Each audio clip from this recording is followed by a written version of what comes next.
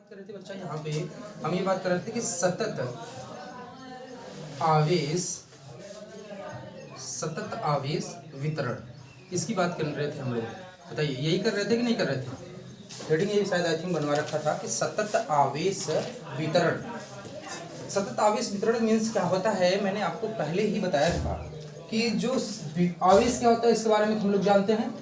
आवेश किसी भी पदार्थ का एक क्या होता है, भौतिक गुण होता है, जिसके गुण, उस गुण के कारण वह किसी भी वस्तु को अपनी तरफ आकर्षित करता है या फिर क्या करता है, प्रतिकर्षित करता है।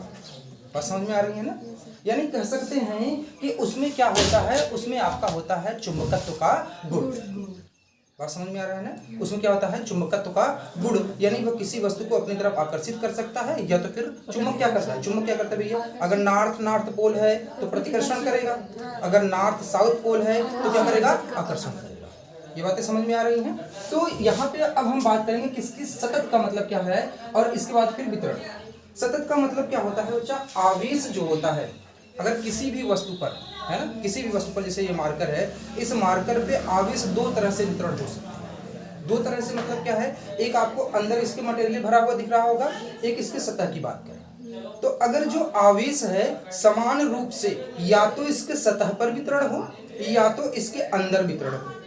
अंदर वितरण का मतलब क्या है, जिसमें अंदर वितरण होगा उसकी कारण क्या होगी, धारा प्रवाह होगा। और जब सतह पे वितरण होगा यानी सतह पे जब वितरण होगा, सतह पे वितरण होगा तो उसके कारण धारा क्या होगा आपका, इस पे आवेश का यानी कि धारा का प्रवाह नहीं होगा। ये तो बात किया था हमने शायद ना। तो इसमें होता क्या है सतत आवेश वितरण में, यानी कि किसी भी सतह पर, इस तरह से मान लीजिए कोई सतह है, इस सतह पर अगर मान लो कि ये क्या है, धन आवेश क्या है, इस तरह से वितरित है, तो ये एक प्लेट दिख रहा है, इस प्लेट के सतह पर ऊपर की तरफ जो आवेश वितरित है उस आवेश वितरण को एक समान रूप से वितरित है, एक समान रूप से वितरित है। इस पे जो भी आवेश वितरण रहेंगे इस वितरण को क्या कहा जाएगा, सतत आवेश वितरण। ठीक है ना? तो नोट कर लीजिए, आप लोग लिखिएगा आयतन आवेश वितरण, है ना? इस बात को समझते हैं और यहाँ पे हम समझते हैं कि रेखीय आवेश। अच्छा, मैंने पहली चीज तो ये बताया कि जो सतत आवेश वितरण है इसका मतलब है कि कोई सतह है, उस सतह पे समान रूप से पास में आवेश क्या रहेंगे, वितरित रहेंगे, आवेश वितरित रहेंगे। आवेश का मतलब क्या होता है कि अगर किसी बिंदु पर कोई चार्ज है यानी कि प्लस चार्ज, इससे कुछ दूरी पर एक बिंदु और है बी बिंदु, उस पे भी क्या है आपका प्लस चार्ज, इस तरह से समान रूप से, इस तरह से ढेर सारे बिंदु हैं इस पृष्ठ पे, है ना, उन बिंदुओं पर समान रूप से आवेश क्या है, वितरित है, उसे कहा जाएगा सतत आवेश वितरण। बताइए, कोई समस्या नहीं ना? अब हमने फर्स्ट हेडिंग इसमें डलवा रखा है, कितने प्रकार का होता है, ये आपका 3 प्रकार का होता है। कितने प्रकार का होता है बच्चों? 3 प्रकार का। पहला आवेश मैंने बताया इसमें कौन सा, रेखीय आवेश वितरण, रेखीय आवेश वितरण। ठीक है, अगला क्या बताया बच्चा, पृष्ठीय आवेश वितरण, पृष्ठीय आवेश वितरण। अगला क्या बताया, अगला आपका बताया बच्चा क्या, आयतन आवेश वितरण, आयतन आवेश वितरण, है ना? ये बातें समझ में आ रही? कितने प्रकार की होती हैं ये आपके? 3 प्रकार के, रेखीय, पृष्ठीय और आयतन। अच्छा, रेखीय का मतलब क्या होता है, यानी कि अगर कोई इस तरह से रेखा बना हुआ है, इस रेखा पे जो भी चार्ज होंगे, जो भी आवेश होंगे, इस पे जो वितरित होंगे, उन आवेशों को क्या कहा जाएगा, रेखीय आवेश वितरण। बात समझ रहे हैं? पृष्ठीय आवेश वितरण क्या होता है, पृष्ठीय आवेश का मतलब क्या होगा कि अगर आपके पास कोई पृष्ठ है, इस तरह से यह पृष्ठ जो होगा, इस पृष्ठ पर जो आपके आवेश वितरित होंगे उनको क्या कहा जाएगा बच्चे, पृष्ठीय आवेश वितरण। बात समझ रहे हैं? अगला क्या है आपका, आयतन आवेश वितरण। आयतन आवेश वितरण का मतलब क्या होता है, आयतन आवेश वितरण का मतलब होता है कि जिन आवेशों पर, है ना, यहाँ पे बात करें कि जैसे मान लीजिए कि कोई एक आपके पास क्या है, इस तरह से एक बॉक्स है, ऐसे करके, आप लोगों ने चौक वाला बॉक्स देखा होगा ना, इस तरह क्या होता है ना, तो इस पे जो आवेश का वितरण यानी यहाँ पर भी होगा, यहाँ पर भी होगा, इसके अंदर के साइड में, बाहर के साइड में, मतलब सभी जगहों पर एक समान रूप से आवेश वितरित होगा, उसे क्या कहा जाएगा आपका आयतन आवेश वितरण।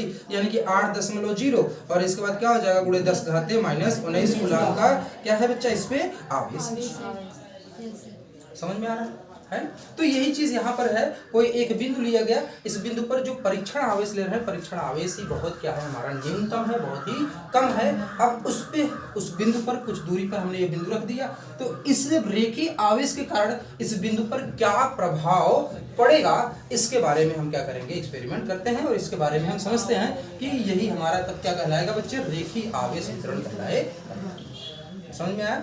ठीक है, तो पहले इसके बारे में कुछ हम नोट कर लेते हैं, फिर इसके बाद क्या करते हैं आपका, इसको हम डेरिवेट करके समझते हैं कि रेखीय घनत्व क्या होता है आपका, या फिर आवेश घनत्व क्या होगा, रेखीय आवेश घनत्व क्या होगा, है ना। यहाँ पे देखिए एक बिंदु लिखाया गया, एक चीज लिखाई गई है, जिसे कहा हमने रेखीय आवेश घनत्व। क्या कहा बच्चा, रेखीय आवेश घनत्व ना।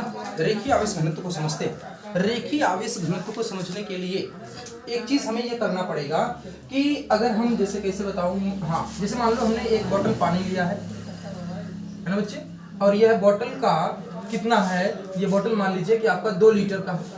कितने लीटर का है बच्चे, 2 लीटर का है, और इसमें हमने क्या कर दिया है, पानी भर दिया है। अगर इसका एकांक घनत्व निकालना होगा, क्या निकालना होगा, एकांक घनत्व। एकांक घनत्व से बातें नहीं समझ में आ रही होगी। अच्छा, घनत्व बराबर क्या होता है, पहले घनत्व बराबर क्या होता है बच्चों, घनत्व बराबर क्या होता है, द्रव्यमान, आता है कि नहीं आता, द्रव्यमान बटे, यही तो होता है घनत्व बराबर क्या होता है, द्रव्यमान बटे आयतन। तो द्रव्यमान बटे आयतन का मतलब ये तो घनत्व हो गया। अब ये घनत्व से यहाँ पे ये अच्छे बताइए, घनत्व लोहे का ज्यादा होगा कि प्लास्टिक का ज्यादा होगा, हाँ? किसका घनत्व ज्यादा है, लोहे का घनत्व ज्यादा है कि प्लास्टिक का घनत्व ज्यादा है, नहीं समझ में आ रही बात, लोहे का होगा ना, प्लास्टिक का कहाँ से होगा, यानी कि जिसके पार्टिकल ज्यादा पास पास में है वो क्या होगा, उसका घनत्व तो ज्यादा होगा। अगर हम इतना लोहा लेते हैं और इतने ही हम प्लास्टिक लेते हैं तो वजन कौन ज्यादा होगा, लोहा वजन होगा। क्यों? क्योंकि उसके मॉलिक्यूल क्या है, ज्यादा पास पास में है। तो यहाँ पे रेखीय आवेश घनत्व से क्या मतलब है कि यानी उसके अगर मान लो ये इतना बड़ा लंबा है, ये मान लो कि L लंबाई का तार है, कोई L लंबाई का क्या बच्चा ये तार है, या टोटल L लंबाई का तार है। इस L लंबाई के एकांक लंबाई में, एकांक छोटी सी लंबाई में, सबसे कम से कम लंबाई में, छोटी सी लंबाई में जितना आवेश होगा वही उसका क्या कहलाएगा, आवेश घनत्व कहलाएगा। नहीं समझ में आया ना। यानी कि अगर हम ये बात करें, यहाँ से एक इतना लंबा है और यह टोटल कितना है, 5 मीटर है। कितना बच्चे, 5 मीटर। तो 5 मीटर तो इसका एकांक क्या हो जाएगा, 1 मीटर हो जाएगा। अगर हम बात करें इस पूरे 5 मीटर पे 5 कूलाम का आवेश है तो 1 मीटर पे कितने आवेश होंगे, 1 कूलाम का होगा। बात समझ में आ रहा है? तो वही बात यहाँ पे भी हो रहा है कि अगर हमें बात करना है रेखीय आवेश घनत्व में, तो घनत्व एकांक घनत्व लिया जाएगा। उस एकांक घनत्व को हम किससे प्रदर्शित करते हैं बच्चा, लैम्डा से। और उस एकांक, अब इस पूरे पे कितना आवेश है, हमने माना कि पूरे पे आवेश कितना है, Q है। तो एकांक लंबाई में, एकांक लंबाई, अब देखिए यहाँ पे कुछ चीजें मैं नई नई चीजें बता रहा हूँ, नई नई चीजें। जैसे मैंने बताया Q नॉट क्या है बच्चा, आप लोगों ने जानेंगे कि परीक्षण आवेश है। अब यहाँ पे हम बात करेंगे dq, किसकी बात करेंगे बच्चा, dq क्या है बच्चा, आपका एकांक क्षेत्रफल पर उपस्थित जो आवेश होगा। तो एकांक क्षेत्रफल मतलब एकांक लंबाई पे जितना आवेश होगा उसको हमने किससे प्रदर्शित किया है, dq। डिफरेंशियल ऑफ चार्ज, यानी d मतलब डिफरेंशियल, q मतलब क्या होता है, चार्ज। डिफरेंशियल ऑफ चार्ज का मतलब क्या होता है, कम से कम आवेश, वो भी कितने, एकांक क्षेत्रफल पर। तो एकांक आयतन यही होता है, घनत्व बराबर क्या होता है, द्रव्यमान बटे आयतन। अगर हम इस 2 लीटर पानी की बात करें तो अगर इसमें हम बात करें एकांक बॉटल में कितना वाटर होगा, तो एकांक वाटर में 2 लीटर का है तो एक में कितना हो जाएगा, 1 लीटर होगा। बात समझ में आ रही है? अब यहाँ पे हमने बात किया था, हमने बात की भैया इतना लंबा तार है, इस इतने ये इतना लंबा तार है, इस पूरे इतने लंबे में कितना है, Q आवेश है। और जब Q आवेश है तो इसके एकांक क्षेत्रफल पे पूरे लंबाई में कितना है भैया आपका, वो जो है कि Q है, एकांक में कितना हो जाएगा, dq हो जाएगा। यानी एकांक लंबाई पे जो आवेश उपस्थित होगा वो कितना हो जाएगा बच्चे, dq। तो इस परीक्षण आवेश को, इस आवेश घनत्व को हम किससे प्रदर्शित करते हैं, आवेश घनत्व को प्रदर्शित करते हैं लैम्डा से। किससे प्रदर्शित करते हैं बच्चा, लैम्डा से। इतनी तो बात समझ में आ रही हो, है? तो परीक्षण आवेश आपको समझ में आया। परीक्षण आवेश का मतलब वह आवेश जिस पे हम परीक्षण करते हैं, जिस पे हम एक्सपेरिमेंट करते हैं कि इस आवेश के कारण इस आवेश पर कितना प्रभाव पड़ेगा, कितना बल लगेगा। दूसरा चीज हमने बात किया कि आपका यहाँ पे आवेश किसे कहते हैं, कौन सा आवेश बच्चा, एकांक आवेश। एकांक आवेश वह आवेश होता है पूरे लंबाई पे जो आवेश उपस्थित होंगे वो कितना है, Q है। एकांक लंबाई पे कितना आवेश उपस्थित है, D। बताइए, इतनी बात समझ में आई है ना, है ना? तो ये तो हो गया क्या। अब हम बात करें कि लैम्डा यानी हमारा जो रेखीय आवेश घनत्व होगा वह क्या होगा, रेखीय आवेश घनत्व। रेखीय आवेश घनत्व क्या होगा, तो एक चीज ये बताइए, हमने बताया कि पूरी लंबाई कितना है बच्चों, पूरी लंबाई L है, तो एकांक लंबाई क्या होगी, एकांक लंबाई का मतलब अब हम इसको क्या मान लेंगे बच्चा, इसको हम मान लेंगे क्या, आपका DL। एकांक लंबाई क्या हो जाएगी, DL, डिफरेंशियल ऑफ लेंथ। और यहाँ पे क्या होगा, डिफरेंशियल ऑफ चार्ज, यानी एकांक लंबाई का जो आवेश है और एकांक लंबाई का जो आपका क्या है, वैल्यू है। एकांक लंबाई कितनी है, DL। तो यहाँ पे घनत्व बराबर क्या होता है, उस पर जितना द्रव्यमान, द्रव्यमान का मतलब जितना आवेश है बटे जितना आयतन, आयतन का मतलब जितना क्षेत्रफल, तो इसका क्षेत्रफल क्या हो जाएगा भाई, यही तो होगा, DL ही होगा, एक दिन लंबाई ही होगी। तो यहाँ पे क्या लिख सकते हैं, DQ बाई कितना लिख सकते हैं बच्चा, DQ बाई DL। यह एकांक लंबाई का हो गया। अब एक चीज और समझिएगा, यहाँ पे बच्चा ये होता है कि अगर जैसे हम बात करें, हमने ये बात किया कि हाँ, ये जैसे मान लीजिए DL ये है, इस DL पे हमने आवेश निकाला, DL पे क्या निकाला बच्चे, आवेश घनत्व निकाला। अगर इसी डीएल का यहाँ पे भी जोड़ देंगे, यहाँ पे इस तरह से डीएल को जोड़ते जाएंगे तो ये पूरा यल लंबाई का हमें तार मिल जाएगा, नहीं मिल जाएगा? मिल जाएगा। तो जोड़ने का काम मैथ वाले जानते होंगे, जोड़ने का काम किस में किया जाता है बच्चे? समाकलन में किया जाता है। और काटने का काम, छोटे छोटे भागों में बांटने का काम किस में किया जाता है? अवकलन में किया जाता है ना बच्चों। मैथ वाले बच्चे बताएंगे समाकलन का मतलब क्या होता है? छोटी छोटी चीजों को जोड़ करके क्या बनाना? बड़ा बनाना। और अवकलन का मतलब क्या होता है? बड़ी चीजों को छोटे छोटे भागों में क्या कर देना? बांट देना। ये चीज समझ में आ रही है ना? तो यही चीज यहाँ पर भी है।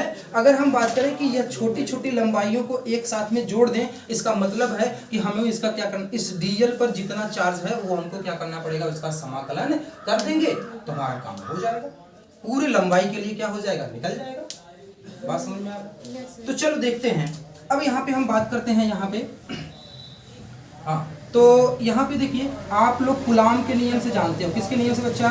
कूलाम के नियम से। कूलाम के नियम से क्या होगा बच्चों? कूलाम के नियम से होगा आपका F is equal to 1/4 pi epsilon naught Q1 Q2 upon में क्या होगा बच्चे? R स्क्वायर ना।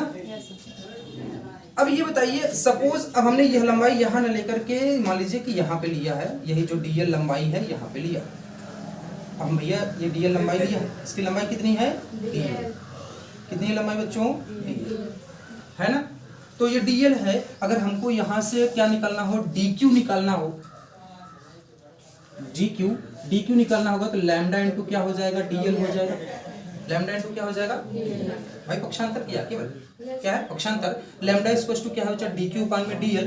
तो यहाँ पे क्या हो जाएगा आपका? डीक्यू क्या हो जाएगा? डीक्यू इक्वल टू इसका यहाँ से साथ में मल्टीप्लिकेशन हो जाएगा, तो लैम्डा इंटू क्या हो जाएगा? डीएल। कितनी बात समझ में आ रही है? अब चलो आगे बढ़। अब एक चीज ये बताइए, Q क्या होता है? Q1 क्या होता है बच्चे? एक बिंदु पर आवेश।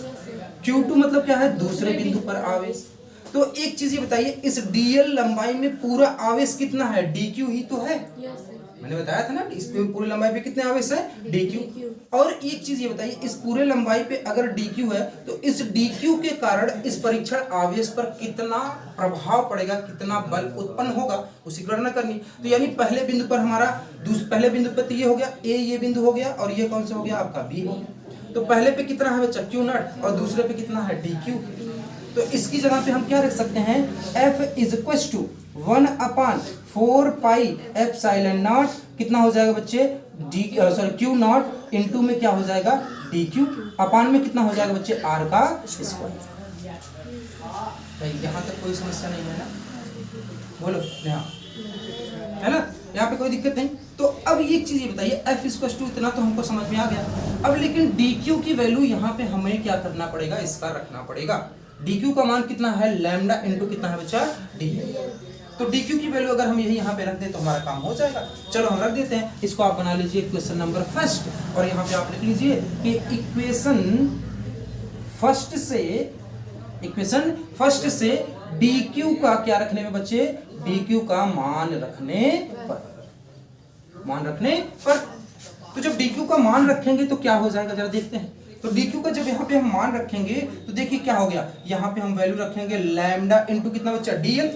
लैम्डा इंटू डीएल, इसका मतलब क्या हो जाएगा? F इज इक्वल टू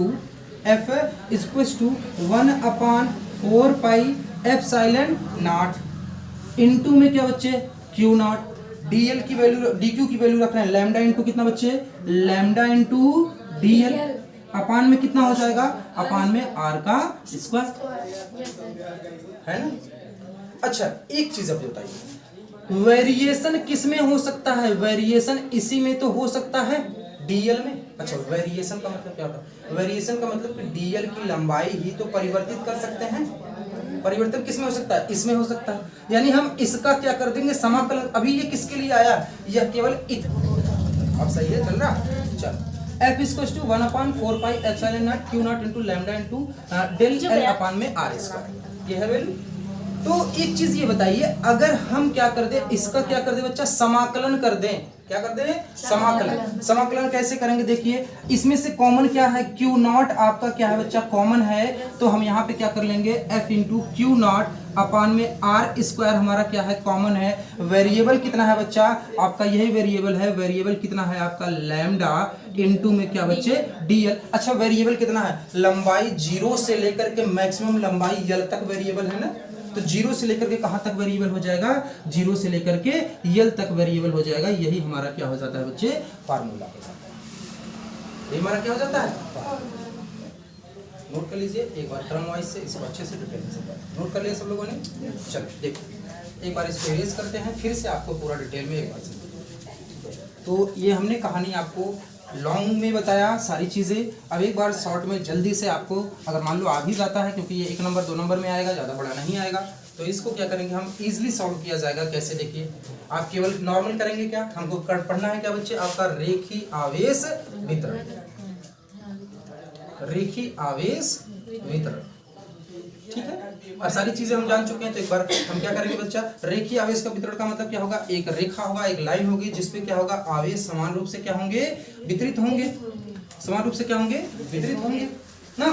तो यहाँ पे हम क्या करेंगे, यह पूरा जो रेखा है, यह जो पूरी लंबाई है, यह पूरी लंबाई कितने की है बच्चा, यल की, पूरी लंबाई कितनी है, यल की। अगर हमको क्या करना है, इसके एकांक लंबाई के लिए, कितने लंबाई के लिए बच्चा, एकांक लंबाई के लिए बात करनी है। एकांक लंबाई की अगर हम बात कर लेंगे तो समाकलन कर देंगे तो पूरी लंबाई के लिए हो जाएगा, ठीक।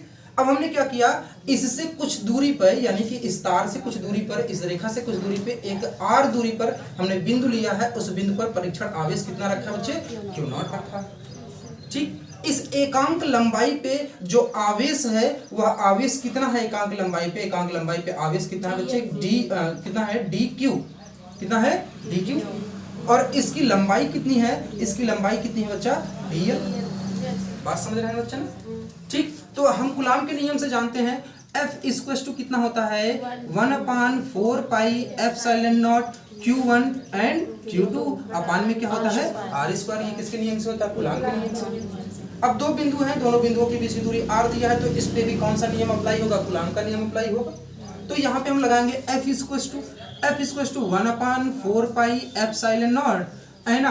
अब देखिए ये पहला बिंदु कितना हो गया आपका, Q नॉट, दूसरा बिंदु ये वाला है, दूसरा जो आपका लिया गया वह लंबाई पे आवेश कितना है, DQ है, कितना है बच्चों, DQ बटे में कितना हो जाएगा, R स्क्वायर, यही ना होगा। अब आप जानते हो कि यहाँ पे हम बात करें रेखीय आवेश घनत्व की, रेखीय आवेश घनत्व को किससे प्रदर्शित किया जाता है बच्चे, लैम्डा से। किससे प्रदर्शित किया जाता है, लैम्डा से प्रदर्शित किया जाता है। अब जब रेखीय आवेश घनत्व को लैम्डा से, तो लैम्डा इक्वल टू क्या हो जाएगा, dq बाई कितना हो जाएगा, dl, एंड dq बराबर क्या हो जाएगा, लैम्डा इनटू कितना हो जाएगा बच्चे, dl हो जाएगा। इतनी बातें समझ में आ रही। अब जरा यहाँ पे ध्यान देंगे, F is equal to 1/4 pi epsilon naught, है ना, dq की वैल्यू यहाँ पे रखेंगे, Q नॉट इनटू में लैम्डा इनटू क्या हो जाएगा बच्चे, dl अपान में क्या हो जाएगा, R स्क्वायर हो जाएगा। अब इसके बाद F इक्वल टू क्या हो जाएगा, F equal to 1/4 pi epsilon naught. अब जरा ध्यान देंगे, यहाँ पे आपका Q नॉट है, क्या बच्चा, Q नॉट केवल, अच्छा यही चीज वेरिएबल नहीं है, क्योंकि परीक्षण आवेश हमारा भाई जो हमने छोटा सा आवेश लिया वही रख दिया बस, ये तो वेरिएबल नहीं। तो वेरिएशन किसमें हो सकता है, वेरिएशन का मतलब किसमें चेंजेस हो सकता है, किसमें परिवर्तन हो सकता है। परिवर्तन आप इसमें कर सकते हो, R में भी कर सकते हो, दूरी कभी पास रख सकते हो, कभी दूर रख सकते हो, बल की गणना तक कर सकते हो, है ना। एक तो इसमें वेरिएशन कर सकते हैं, दूसरा वेरिएशन किसमें, इसमें वेरिएशन लैम्डा में हो सकता है। लैम्डा में वेरिएशन क्यों होगा, क्योंकि भैया आप अगर लंबाई को बढ़ाते जाओगे तो चार्ज का मान भी क्या होता जाएगा, बढ़ता जाएगा, तो इसमें अपने आप परिवर्तन होता चला जाएगा, नहीं होता चला जाएगा, तो इसमें भी वेरिएशन है आपका। अब डीएल भी वेरिएशन है, आर भी वेरिएशन है, तो जो चीजें वेरिएशन है उसको हम कहाँ रख देंगे, समाकलन के अंदर रख देंगे। अब हम समाकलन करेंगे तो यहाँ पे देखिए Q नॉट हमारा यहाँ आ जाएगा, और समाकलन हम कहाँ करेंगे, 0 से लेकर के L तक करेंगे, 0 लंबाई से लेकर के L लंबाई तक। और इसके बाद क्या हो जाएगा, लैम्डा इनटू में क्या हो जाएगा बच्चे, DL अपान में क्या हो जाएगा, R स्क्वायर। यही हमारा क्या बन जाता है बच्चे, सूत्र, है ना। अब अगर हमें क्या करना होगा, सदिश स्वरूप के रूप में क्या करना होगा, सदिश के रूप में, वेक्टर के रूप में, तो क्या हो जाएगा, vector f equals to 1/4 pi epsilon naught Q naught integration करेंगे 0 टू क्या हो जाएगा बच्चे l, और यहाँ पे क्या हो जाएगा लैम्डा इनटू में क्या हो जाएगा आपका r का स्क्वायर। अच्छा ये r क्या ही तो क्या होता है वेरिएशन, मतलब वेक्टर के फॉर्म में लिखते हैं, तो जब वेक्टर के फॉर्म में लिखना होता है तो यहाँ पे क्या हो जाता है r कैप हो जाता है, r कैप इनटू में क्या हो जाता है आपका यहाँ पे dl। बस ये चीजें ये हमने किसके फॉर्म में लिख दिया, वेक्टर के फॉर्म में लिख दिया। बस ठीक है, समझ में आया। थोड़ा सा फास्ट रिवीजन कर देते हैं कूलाम के नियम का, है ना। कूलाम के नियम का एक बार जरा फास्ट रिवीजन कर देते हैं। देखिए कूलाम का नियम क्या होता है, कूलाम का नियम, कूलाम का नियम क्या होता है बच्चे। कूलाम ने क्या किया था, एक्सपेरिमेंट किया था, खोज किया था। उन्होंने देखा था कि अगर कोई दो बिंदु है, एक बिंदु ए है और एक बिंदु क्या है बच्चा आपका बी है, इस बिंदु पर आवेश आपका कितना है Q1 और इस बिंदु पर आवेश कितना है Q2, दोनों बिंदुओं के बीच की जो दूरी है वह दूरी कितनी है बच्चा आपका r। बात समझ में आ रहा है। तो उन्होंने ये परीक्षण किया, उन्होंने ये देखा कि अगर इस तरह से कोई अरेंजमेंट है तो इसमें क्या आपका बल लगेगा, कौन सा बल लगेगा। तो उन्होंने बल जो बताया था वो बल क्या होता है, F होता है, इन दोनों आवेशों के बीच में लगता है। इस बल को क्या कहा जाता है, वैद्युत बल। कौन सा बल कहा जाता है बच्चे, वैद्युत बल, है ना। अगर मान लो ये भी प्लस है और ये भी प्लस है, तब क्या करेगा, प्रतिकर्षण करेगा। अगर ये प्लस हो गया और एक क्या हो गया माइनस हो गया तो क्या करेगा, तो यानी इन्हीं के बीच में ही बल लगेगा। उस बल को क्या कहा इन्होंने, वैद्युत बल। तो जो हमारा वैद्युत बल होता है उनके एक्सपेरिमेंट के अनुसार वैद्युत बल हमारा अनुक्रमानुपाती होता है। किसके अनुक्रमानुपाती होता है, आपका Q1 एंड Q2 के गुणनफल के क्या होता है, अनुक्रमानुपाती। तो ये बन जाएगा क्वेश्चन नंबर कौन सा बच्चे, फर्स्ट। अब F हमारा क्या होता है, व्युत्क्रमानुपाती होता है। किसके, दूरी के वर्ग के क्या होता है, व्युत्क्रमानुपाती होता है। दूरी के वर्ग के व्युत्क्रमानुपाती होता है, यह बन जाता है क्वेश्चन नंबर सेकंड। अभी मैं इस चीज को समझाऊंगा कि कैसे आखिर चीजें अनुक्रमानुपाती कैसे व्युत्क्रमानुपाती उन्होंने किया, ठीक है। अब जरा देखिए यहाँ पे दोनों इक्वेशन को अगर हम क्या करें, from equation number first and second, from equation first and equation second, equation first और इक्वेशन सेकंड से कैसे होगा। इक्वेशन फर्स्ट और इक्वेशन सेकंड को जब आप मर्ज करेंगे, जब आप एक साथ में मिला देंगे तो क्या हो जाएगा, F is proportionality Q1 Q2 upon में क्या हो जाएगा, स्क्वायर हो जाएगा। प्रोपोर्शनल का सिंबल हटता है तो इसके जगह पे एक कांस्टेंट आता है ना। तो कितना हो जाएगा, F equals to K Q1 Q2 upon में क्या हो जाएगा, R का स्क्वायर, है ना। इक्वल का सिंबल लग जाएगा तो K कांस्टेंट आ जाएगा। तो K क्या होता है, K आपका होता है बच्चे परावैद्युतांक, परावैद्युतांक होता है ना। K क्या होता है, परावैद्युतांक। अब यहाँ K का मान की बात करें, K का एक सूत्र होता है 1/4 पाई एप्सिलॉन नॉट। अब यहाँ पे अलग अलग वैल्यू बात करें, अगर K का मान होता है 9 गुणे 10 की घात में क्या बच्चे 9 हो जाएगा, और यहाँ से आपका क्या आ जाएगा, इसका मात्रक न्यूटन मीटर स्क्वायर प्रति क्या हो जाएगा, कूलम। अब एक चीज सूत्र में आप लोग देख रहे हो K equals to 1/4 pi epsilon naught होता है, तो यहाँ पे एप्सिलॉन नॉट क्या है, या अच्छा 4 भी आपकी गणितीय वैल्यू है। पाई का मान कितना होता है, 22/7 होता है, ये भी गणितीय मान है। तो बचा क्या, सिर्फ एप्सिलॉन नॉट। तो एप्सिलॉन नॉट क्या होता है, एप्सिलॉन नॉट होता है आपका वैद्युतशीलता। क्या होता है बच्चे, वैद्युतशीलता होता है ना, वैद्युतशीलता होता है। अब वैद्युतशीलता की वैल्यू कितनी होती है, एप्सिलॉन नॉट की वैल्यू होती है कितना, 8.85 गुणे 10 घात -12 इनटू क्या हो जाएगा, कूलाम का स्क्वायर बटे में कितना हो जाएगा, न्यूटन मीटर स्क्वायर हो जाएगा। बात समझ रहे हैं ना, ठीक है। तो ये चीजें होती हैं। अब यहाँ पे आप क्या कर सकते हो, अगर आप लोग चाहो तो इसमें वैल्यू रख करके देखोगे तो यही मान आएगा। भाई 4 का मान रखेंगे, पाई का मान रखेंगे, एप्सिलॉन नॉट की वैल्यू रखेंगे, ये वैल्यू रखेंगे तो आपका क्या हो जाएगा, यह मान आपको यहाँ पे हो जाएगा। बात समझ रहे हैं। अब यहाँ से देखिए आपका क्या फार्मूला बन जाएगा, एक नया फार्मूला बन जाता है, F is equal to K Q1 Q2। अच्छा K की जगह पे हम रख सकते हैं कितना, 1/4 पाई एप्सिलॉन नॉट अपान में क्या हो जाएगा, R का। ये एक सूत्र बन जाता है ना। अब इन्होंने जो इक्वेशन फर्स्ट और इक्वेशन सेकंड की गणना की थी, परिकल्पना की थी, वो किस आधार पे किया था उसकी हम बात करते हैं। चलो यहाँ पे देखिए Q1 एंड क्या बच्चे Q2, यहाँ पे दोनों बिंदु पर आवेश की मात्रा कितना है Q1 एंड Q2। अगर हम आवेश का मान बढ़ाते जाएं, जैसे मान लो पहले यहाँ पे हमने 9 कूलाम रखा, यहाँ पे भी 9 कूलाम रखा, प्रतिकर्षण आप करना शुरू कर दिया, थोड़ा बल लगा रहा होगा। अब हमने 9 से इसको 19 या 20 कर दिया तो और ज्यादा बल लगाएगा, और ज्यादा धक्का देगा। यानी Q का मान जितना हम क्या करते जाएंगे, बढ़ाते जाएंगे, यहाँ पे बल का मान भी क्या होता जाएगा, बढ़ता जाएगा, है कि नहीं है। उसी परिकल्पना पे आधार में बताया F is directly proportional Q1 and Q2, यानी इसका मान क्या करेंगे, बढ़ाएंगे तो इसका भी मान क्या हो जाएगा, बढ़ेगा। बात समझ में आती है। अब चलो अब हम बात करते हैं इन दोनों बिंदुओं के बीच की दूरी की। दूरी के वर्ग के क्या है बच्चा, व्युत्क्रमानुपाती, यानी दो बिंदु है ना, दो बिंदु हैं। अगर उनके बीच की दूरी का मान क्या करें बच्चा, हम बढ़ाते चले जाए, आवेश वही रखा, दो चुंबक है, चुंबक आपने लिया, उसकी दूरी का मान क्या करते जाए, बढ़ाते जाओ, तो चुंबकीय बल का प्रभाव कम होता जाएगा, कम होता जाएगा।